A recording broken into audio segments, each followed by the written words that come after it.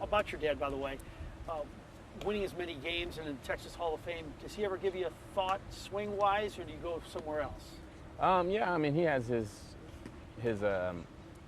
thoughts and his ideas, and really, I mean, he's the guy who's seen me hit the most in my life. But one thing that he's always done a great job of is kind of staying away from, jumping on something if I don't feel like I've opened that window for him. So when I'm there and I want advice, he's there to give it, but he's not one of those dads that's overbearing by any means. So he picks his spots. Right. So like if I'm like, hey, what do you think about this, or what do you see? He's obviously going to give his opinion, but he's not calling me after games and be like, hey, you're doing this and you're doing that, which I appreciate.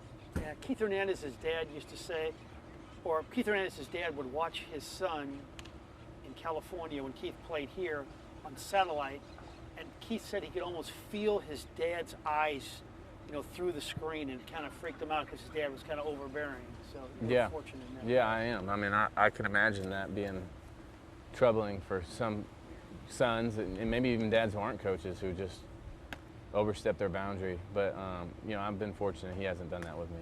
Body-wise, you look bigger up here, but as quick. Tell me about it. Yeah, I mean, one thing I felt like last year was an issue for me was keeping weight on and feeling strong as the season went on, and there's really no sugarcoating it. I didn't play up to my capabilities or what I expect for myself or what my teammates expect of me, and certainly fans and analysts. So I've got a lot to prove this spring and this season, and I wanted to do my best, from a body standpoint, give myself the best chance to do that and showing up ready to go.